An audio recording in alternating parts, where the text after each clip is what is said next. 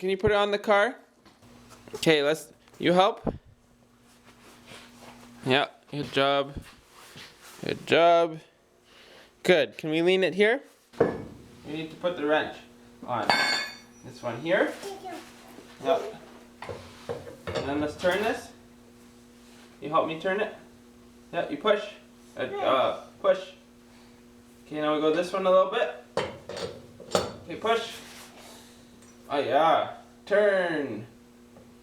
Good job. Oh yeah, look at that boy work.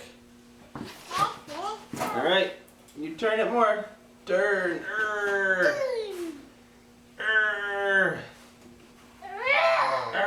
So vicious.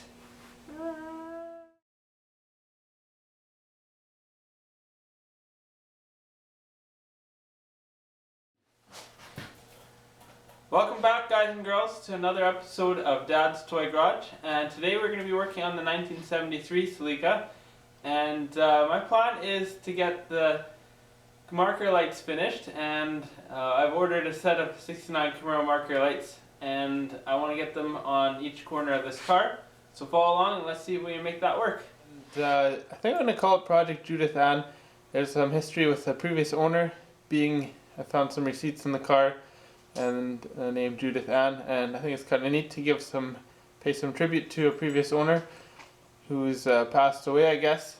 And so what I'm doing now what I've just finished doing is making a tow hook for this car in the back. The original one's the bolt snapped off and it came through the rear valance.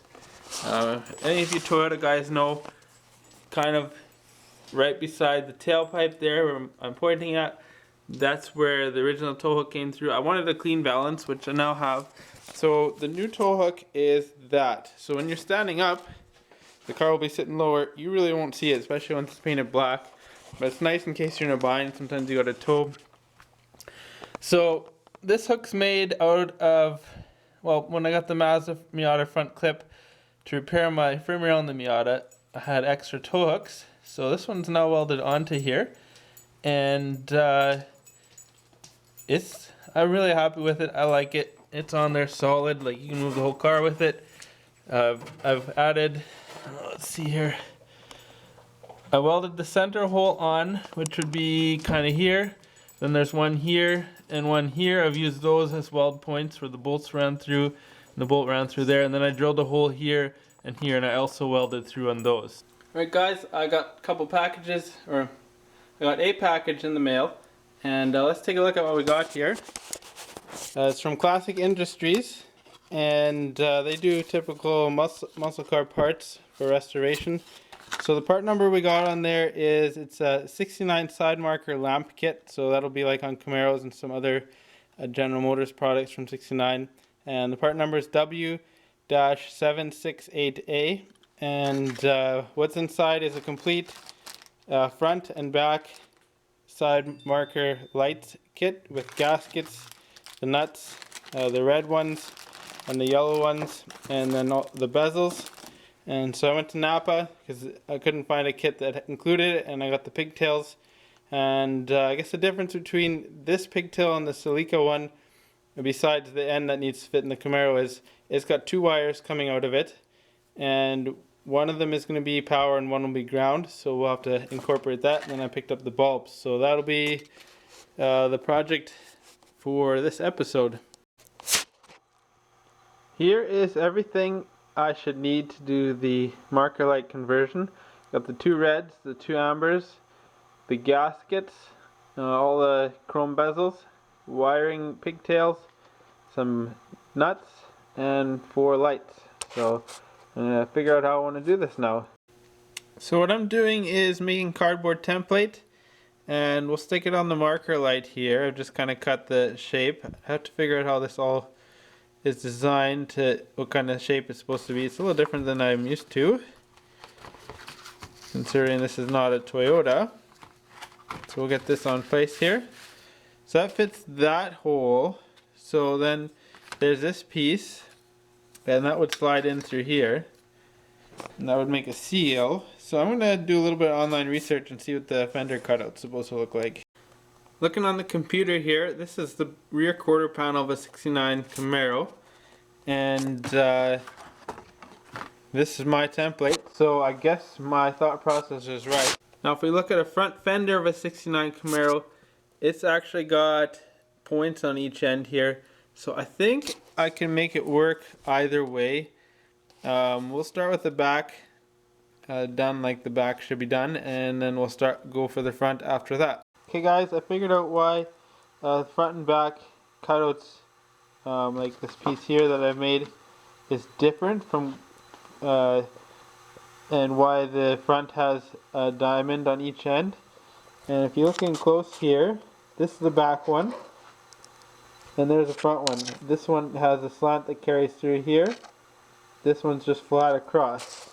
So now it finally makes sense. Such a small detail you don't see it right away. This is why I don't like to throw anything out, even though I know I'm probably not going to need it on the car. This is from the quarter panel that I cut off, so I label it top and back. So I will be doing my practice run on here, and we're going to mount it. So the other thing with these, there's an offset here with the stud, and I want the offset on the car. There's the offset. I want it to be further backwards, kind of like that. Because if you look at these holes, they're centered. The mounting hole is centered in the square for the Toyota. I want to take it this way. I think it will look better when it's further back to the bumper as opposed to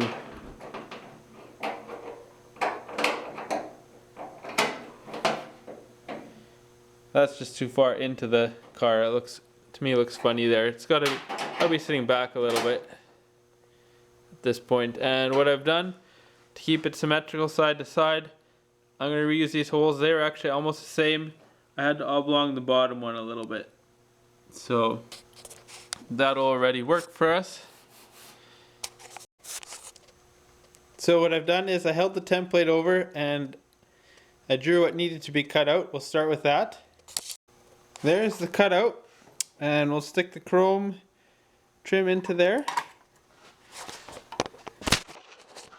So there it sits like that. The gasket's on there, and we'll just stick it in here. So that'll work really well, nice and snug in there. That's kind of how it's going to sit in the car. So we will get going on the actual car now. I've got my cutouts done. The part fits in there very nicely, like OEM looking. So the next step will be building these two metal pieces on the outsides. You can't see much here, but I got that piece that I'm going to be welding in. I've made it now, so we'll get started on that. The welding and grinding is done for this piece. So now it's time to test fit that piece in, or test fit the marker light bezel into there. The Camaro marker light is in. I really like it. I like the shape of it. I think it suits the car a lot better. It's not so huge. So that is a win in my books.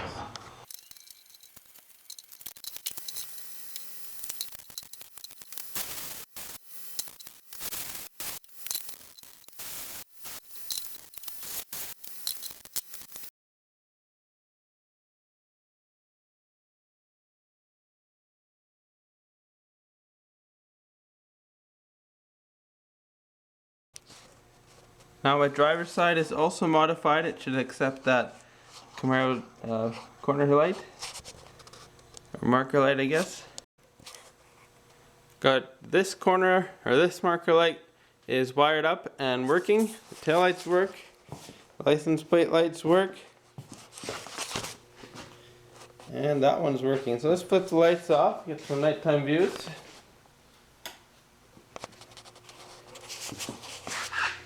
On the side, we got the light there.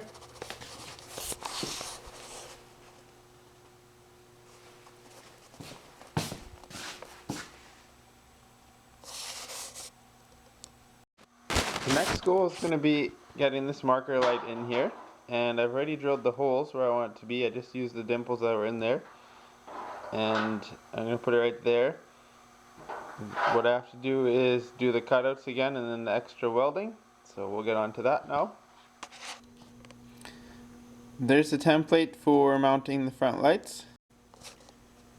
We got the pattern transferred on. Originally I was going to put the holes here. It looks like I'm going to potentially end up raising it up a little bit from that point and just welding the corners back shut here, which the reasoning I did was I only have to put the bottom patch in. It was, you can see the gap difference there, so we'll make that work already. Took a little bit of finessing, but I got what I need cut out of here. Got to weld the bottom in there yet, but the light is going to fit in this spot. You can see where the highlight is there. I think it'll be the right location for that. That's the finished product, and this will slide right into here. Let's grab this seal and this. This will go on here like that, and then we'll stick it on the car.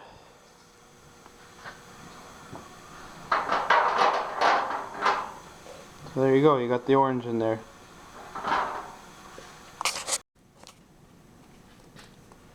There it is, all mounted on the fender. I really like the look, that's what I was after, so that'll work for me.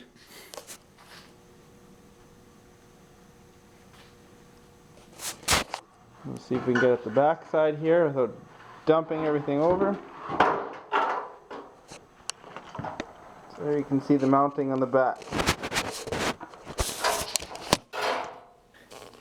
What I'm working on now, we're looking at the front of the car here. This will be behind the fender.